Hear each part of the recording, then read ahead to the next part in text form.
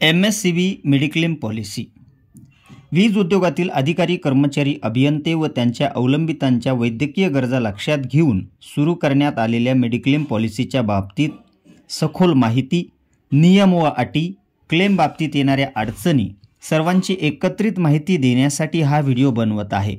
आपण सर्वजण अतिशय धोकादायक क्षेत्रात काम करत असल्याने कधी काय होईल हे सांगता येत नाही, म्हणून आपण व आपल्या कुटुंबियांसाठी अशी पॉलिसी आहे व या पॉलिसीत अशा पद्धतीने उपचार होतात याबाबत आपापल्या कुटुंबातील बहुतेक सर्वांना आपण सांगितलंच पाहिजे। पॉलिसीची माहिती आपल्या कुटुंबियांनाही दिलीच पाहिजे। अनेक केसेसमध्ये कर्मचारी उपचार घेत असतो आणि त्याच्या फॅमिलीला हे सगळं हाताळावं लागतं। काहीच माहीत नसल्याने त्यांचा प्रचंड गोंधळ उडालेला दिसतो, मानसिक त्रास होतो। म्हणून आपल्या फॅमिलीतील ज्यांना शक्य आहे त्या सर्वांना या पॉलिसीबद्दल माहिती द्या। हवं तर हा व्हिडिओ नक्की दाखवा। मेडिक्लेमची अनेक प्रकरणे हाताळताना, त्यांचा पाठपुरावा करताना आलेला अनुभव, विविध डॉक्टर्स, उपचार घेतलेले पेशंट, मेडी असिस्टचे प्रतिनिधी अशा अनेकांशी चर्चा करून मिळवलेली माहिती व त्या आधारे सगळ्यांना उपयोग होईल अशी माहिती या व्हिडिओमध्ये देण्याचा प्रयत्न करीत आहे। माहिती अतिशय महत्त्वाची असल्याने व्हिडिओ जरा मोठा होणार आहे, तरी शेवटपर्यंत बघावा ही विनंती। व्हिडिओ सुरू करण्यापूर्वी एक विनंती, आपण जर माझ्या चॅनलवर नवीन असाल तर चॅनलला सबस्क्राईब करा, व्हिडिओ लाईक आणि शेअर करा। मेडिक्लेम बाबतीत आपल्या मनात काही शंका, समस्या असतील तर त्या कॉमेंटमध्ये लिहायला विसरू नका। चला तर सुरू करूया मेडिक्लेम बाबतीत माहिती असलेला आजचा महत्त्वाचा व्हिडिओ। या व्हिडिओचा उद्देश फक्त त्या बाबतीत नॉलेज वाढवणे व प्रत्येकाला क्लेम निकाली काढताना सुलभता व्हावी एवढाच आहे। मित्रांनो, सध्या द ओरिएंटल इन्शुरन्स कंपनीला MSCBची मेडिक्लेम पॉलिसी देण्यात आली आहे, तर थर्ड पार्टी म्हणून मेडी असिस्ट नावाची कंपनी काम पाहत आहे। प्रत्येक झोनला व काही विशिष्ट सर्कलला त्यांचे नोडल ऑफिसर सुद्धा नियुक्त केलेले आहेत। ते पूर्णतः आपल्या मदतीसाठीच आहेत। तसं पाहता कोणीही आजारी पडू नये, कोणालाही दवाखान्याची पायरी चढावी लागू नये अशी आपणा सर्वांची इच्छा असते, परंतु बदललेली जीवनशैली, खानपान, वाढते अपघात, नवनवीन आजार, विषाणूंचा संसर्ग या सर्व बाबींमुळे वैद्यकीय उपचारांची गरज पडतेच।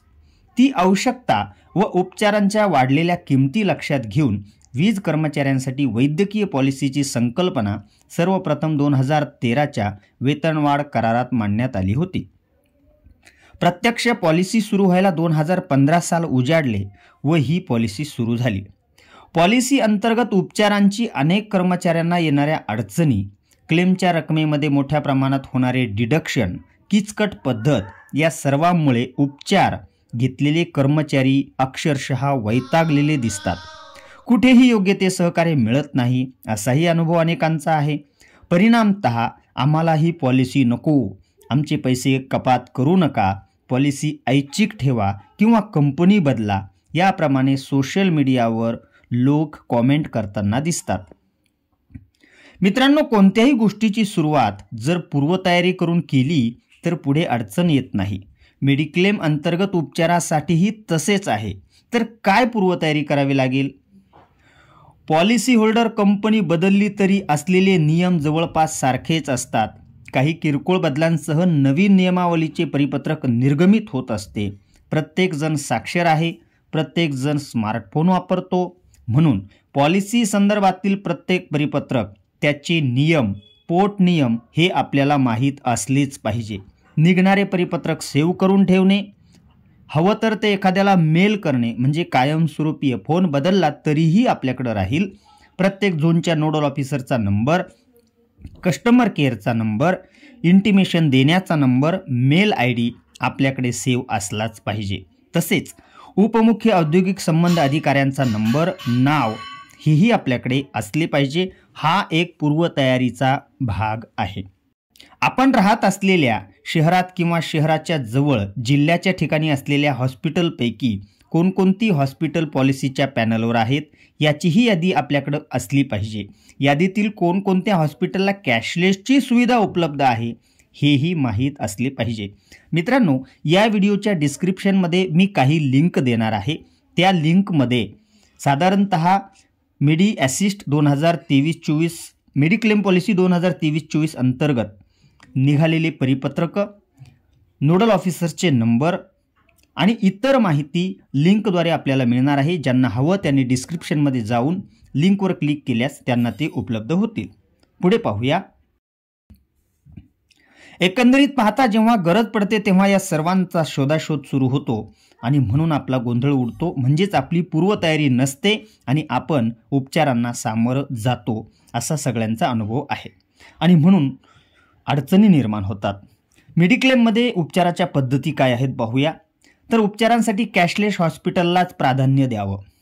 प्रत्येकाचा क्लेम शक्यतो कॅशलेसच व्हावा ही निदान मेडी असिस्ट कंपनीची तरी मागणी असल्याचे आजवरच्या अनुभवातून दिसून आलं आहे. कॅशलेस हॉस्पिटल निवडल्यानंतर आपले काम 70% कमी होतं. मित्रांनो, हॉस्पिटल निवडताना आपली एक मानसिकता असते की एखाद्या छोट्या दवाखान्यात आपण नेहमी जातो, तेथील डॉक्टर आपला फॅमिली डॉक्टर म्हणून असतो, फॅमिलीतील प्रत्येकाच्या बाबतीत त्या डॉक्टरला माहिती असते, म्हणून त्याच्यावर आपली भावना बसते, विश्वास बसतो व आपण त्याच्याकडून उपचार घेतो किंवा त्याने रेफर केलेल्या मोठ्या किंवा दुसऱ्या डॉक्टरकडे आपण मोठ्या उपचारासाठी किंवा सर्जरीसाठी जातो. परंतु आपल्या फॅमिली डॉक्टरने सुचवलेले हॉस्पिटल हे आपल्या पॅनलवर नसते. अशा प्रसंगी रिॲम्बर्समेंट करावे लागते, म्हणजेच आपले काम वाढते. म्हणून कॅशलेस हॉस्पिटलची निवड करा.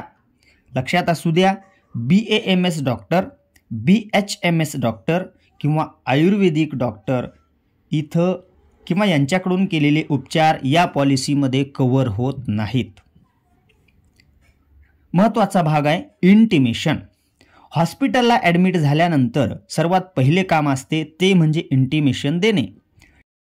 इंटिमेशन देण्यासाठी काय पर्याय आहे तर मेलद्वारे इंटिमेशन दिल्या जाऊ शकते.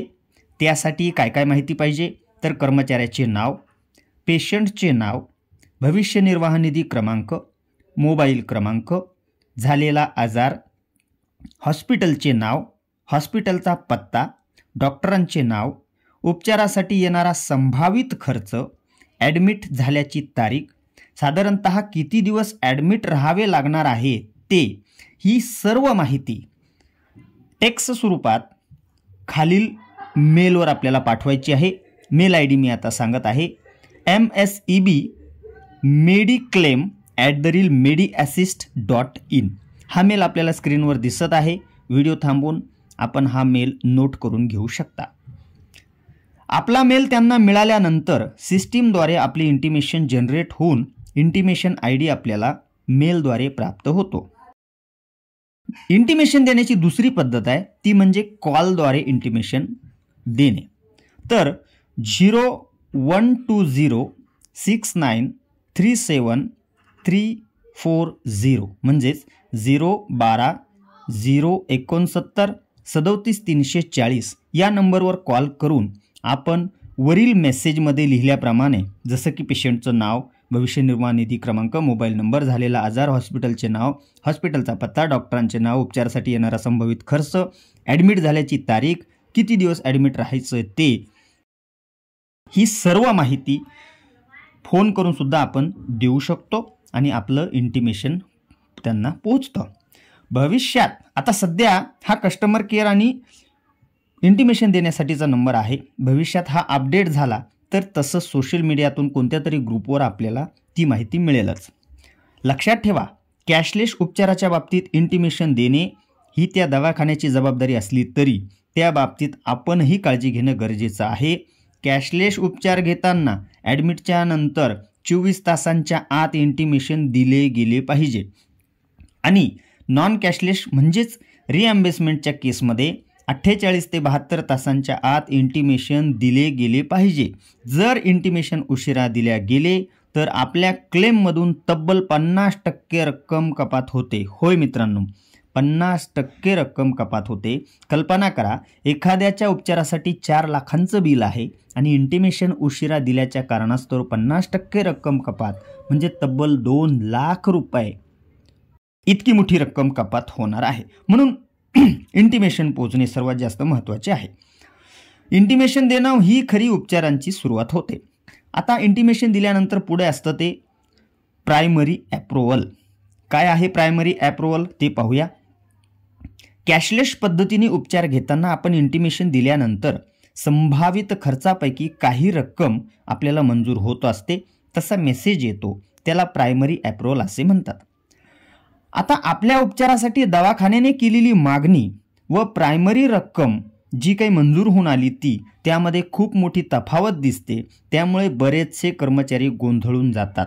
त्यांना असं वाटतं उपचारांचा उर्वरित खर्च आता सर्व काही आपल्यालाच करावा लागतो की काय.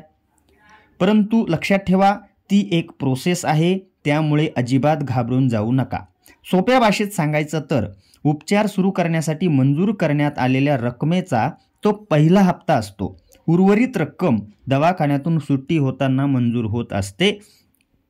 बऱ्याचदा काही तांत्रिक अडचणींमुळे प्रायमरी अप्रूव्हल किंवा फायनल अप्रूव्हल यायला अनेकदा उशीर लागतो आणि त्यामुळं पेशंटला सुट्टी झाली तरी दवाखान्यातच त्याला खोळंबून बसावं लागतं, कारण पूर्ण पैसे भरल्याशिवाय दवाखानाही घरी जाऊ देत नाही. आणि अशाही प्रसंगी अनेकदा वाद झाल्याची उदाहरणं आहेत. एक माझी सूचना राहील, दवाखान्याच्या इन्शुरन्स टेबलवरून उपचाराचा खर्च अपलोड झाल्याबरोबर आपल्या नोडल ऑफिसरला त्याची माहिती तातडीने दिली पाहिजे आणि माहिती देऊन अप्रूव्हलसाठी मागणी केली पाहिजे. पेशंटच्या सोबत जो व्यक्ती दवाखान्यात आहे त्याने इन्शुरन्सचा टेबल सांभाळणाऱ्या व्यक्तीच्या कायम संपर्कात राहावे व नोडल ऑफिसरच्याही कायम संपर्कात राहावे. या दोघांमध्ये कम्युनिकेशन गॅप आला तिथे अडचणी तयार होतात असा एकंदरीत अनुभव आहे. म्हणून कम्युनिकेशन गॅप येता कामा नये. दुसरा एक महत्त्वाचा पार्ट आहे तो म्हणजे डिपॉझिट. तसं पाहता कोणत्याही दवाखान्यात डिपॉझिट भरायची गरज नसावी, परंतु काही हॉस्पिटल बदमाशपणा करून अतिरिक्त रक्कम घेण्याच्या उद्देशाने डिपॉझिट घेतात. तर काही दवाखान्यांचा इन्शुरन्स कंपनीशी असलेला जो अनुभव आहे तो चांगला नसतो आणि त्यामुळे ते पेशंटकडून डिपॉझिटच्या रक्कमची मागणी करतात.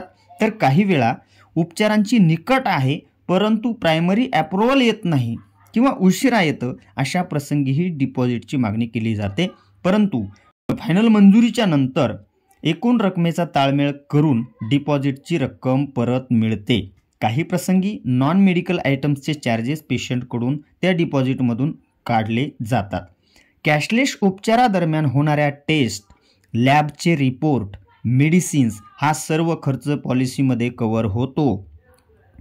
एखादी टेस्ट उदाहरणार्थ MRI आहे किंवा CT स्कॅन आहे, आपण ज्या दवाखान्यात ॲडमिट झालो तिथे जर ही सुविधा उपलब्ध नसेल तर साहजिकच इतर बाहेरून कुठून तरी ते करून आणावे लागते. आता जिथून आपण MRI किंवा CT स्कॅन करायला गेलो ते सेंटर कॅशलेसमध्ये नसते, परंतु तिथे आलेला खर्च त्याचंही बिल ज्या ठिकाणी आपण उपचार घेतोय त्या दवाखान्याद्वारे दाखल करता येतं आणि त्या बिलाचे सुद्धा पैसे मिळतात. दुसरी पद्धत आहे उपचारांची, ती म्हणजे रिॲम्बर्समेंट उपचारांची पद्धत.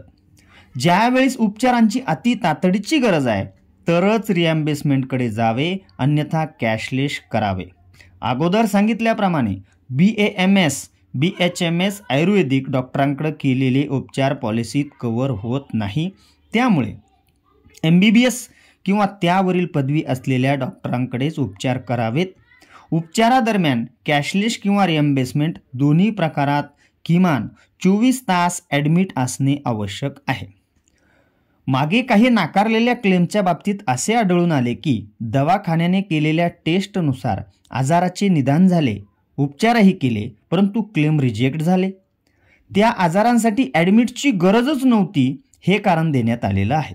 यावरून असं दिसतंय की 10 लाखांची पॉलिसी आहे म्हणून दवाखान्याने पेशंटला ॲडमिट करून घेतले, 12 ते 15 दिवस ॲडमिट करून ठेवले. अशा अनेक प्रकरणात पेशंट म्हणून कर्मचाऱ्यांचा खूप मोठा पैसा खर्च झाला आहे, तरीही विमा कंपनी तो पैसा द्यायला तयार नाही. रिपोर्टनुसार दिसत असलेल्या आजारासाठी एवढ्या दिवस ॲडमिट राहण्याची गरजच नव्हती. जर होती तर दवाखान्याने तसे लिहून द्यावे अशी मागणी विमा कंपनी करते. अशा अनेक वेळा दवाखाना आणि पेशंट म्हणून कर्मचाऱ्यांमध्ये वादही झालेले आहेत. थोडक्यात काय, एखादा बकरा हलाल करावा त्याप्रमाणे कर्मचाऱ्यांच्या खिशावर नॉन कॅशलेस म्हणजे रिॲम्बर्समेंटमध्ये डल्ला मारला जात आहे. यात नेमका दोष कुणाचा? हा काही संशोधनाचा विषय नाही. नक्कीच आपली हॉस्पिटलची निवड चुकली हेच याचं उत्तर आहे. क्लेमची कागदपत्रे दाखल करणे. हे रिॲम्बर्समेंट प्रकरणामध्ये क्लेमची कागदपत्रे दाखल करावी लागतात. उपचारासंदर्भात आपल्याकडं असलेली कागदपत्रे फॉर्म A, B दवाखान्याकडून भरून घ्यावेत. मेडिसिनची बिले, ॲडमिट व डिस्चार्ज कार्ड, वेगवेगळ्या टेस्टची बिले, आपलं आधार कार्ड, पासबुक, कॅन्सल चेक इत्यादी सर्व कागदपत्रांची फाईल करावी. फाईलचे 3 सेट करावे. फाईल पाठवण्या अगोदर आपल्या झोनच्या नोडल ऑफिसरला प्रत्यक्ष भेटून फाईल दाखवून घ्यावी. कुठला कागद कमी आहे किंवा कसे विचारून घ्यावे. कमी असलेल्या कागदपत्रांची उपलब्धता करूनच फाईल पुढे पाठवण्यासाठी द्यावी. स्वतः परस्पर फाईल पाठवू नये. बहुतेक क्लेम क्युरीमध्ये जाण्याचं हे एक कारण आहे. कारण एखादा कागद राहिल्यास पुन्हा क्लेम क्युरीमध्ये जातोच. एकदा क्युरीत अडकलेला क्लेम काढायला खूप त्रास होतो. प्रत्येक गोष्ट नोडल ऑफिसरला मध्यस्थी घेऊनच करावी. एक सेट कागदपत्रांचा नोडल ऑफिसरला द्यावा. ओरिजिनल सेट त्यांच्याचकडं पुढे पाठवण्यासाठी द्यावा. तर एक सेट आपल्याकडे ठेवावा जेणेकरून तातडीने पैसे मिळतील. काही प्रकरणामध्ये झेरॉक्स कॉपी काढून न ठेवल्याचाही अनुभव आहे. ओरिजिनल कागदपत्रे पाठवून दिली, क्युरीत राहिल्यानंतर दुसरं कागद मागितल्यानंतर पाठवायला एकही कागद कर्मचाऱ्यांकडे नाही, अशीही अनेक उदाहरणं आहेत. क्लेम पास झाला नाही किंवा नाकारला गेला तर दर 3 महिन्याला झोन लेवलवर होणाऱ्या मेडिक्लेम ग्रीव्हन्स बैठकीत क्लेम सादर करता येतो. याशिवाय काही बारीक सारीक पण महत्त्वाच्या टिप्स आहे मित्रांनो. त्या म्हणजे अशा की कस्टमर केअरकडे म्हणजे मेडी असिस्टच्या कस्टमर केअरकडे फक्त किरकोळ स्वरूपाची माहिती उपलब्ध असते. त्यामुळे त्यांच्याकडून अतिरिक्त माहितीचा आग्रह धरू नये, कारण ती त्यांच्याकडून नसतेच. नोडल ऑफिसर, कस्टमर केअर यांना केला जाणारा प्रत्येक फोन कॉल हा रेकॉर्ड करावा. बोलताना सौजन्य असावे. आजवर अनेक कर्मचाऱ्यांचे लाखो रुपयांचे क्लेम निघताना पाहिले असल्याने पॉलिसी नसती तर आमचे काय झाले असते हे सांगताना कर्मचाऱ्यांच्या डोळ्यातून निघालेले अश्रू पाहिलेले आहेत. म्हणून ही पॉलिसी आपल्यासाठी खूप आवश्यक आहे. कंपनी बदलणे न बदलणे हे येणारा काळ ठरवेल, परंतु वीज कर्मचाऱ्यांना व अवलंबितांना वैद्यकीय विमा पॉलिसी असलीच पाहिजे असे माझे तरी मत आहे. वीज कर्मचारी म्हणून आपण इतर अनेक गोष्टीत जेवढी तत्परता दाखवतो तेवढी आपल्यासाठी उपलब्ध असलेल्या सोयीसुविधांच्या बाबतीत दाखवत नाही असा माझा अनुभव आहे. कारण सॅलरी अकाउंट ज्याच्याद्वारे 40 लाख रुपयांपर्यंतचा टर्म इन्शुरन्स उपलब्ध करून दिला असला तरी आजही अनेक कर्मचाऱ्यांचे अकाउंट सेव्हिंग अकाउंट आहेत. सॅलरी अकाउंटमध्ये ट्रान्सफर नाही केले, त्यांनी दुर्लक्ष केलं आहे. शेवटी पर्यायानं नुकसान आपलेच होते हे मात्र लक्षात असू द्या. वैद्यकीय उपचारांसाठी इन्शुरन्स पॉलिसी आहे, परंतु त्याबाबत साक्षरता नसल्याचे नेहमी दिसते. प्रशासनानेही प्रत्येक कर्मचाऱ्याला याबाबतीत साक्षर करणे आवश्यक होते, परंतु गेली 7 वर्ष ते केलेले नाही, म्हणून भविष्यातही होणार नाही. करिता मेडिक्लेम बाबतीत कोणालाही काही शंका प्रश्न असेल त्याला हा व्हिडिओ पाहण्यासाठी सांगा. आजचा व्हिडिओ महत्त्वाचा असल्याने जरा मोठा झाला आहे, तरी आपण इथवर पाहिला त्याबद्दल आपले धन्यवाद. स्वस्थ रहा, सुरक्षित रहा, आपली काळजी घ्या आणि कुटुंबियांची तसेच शेजाऱ्यांची सुद्धा. या ठिकाणी थांबतो. जय हिंद, जय महाराष्ट्र.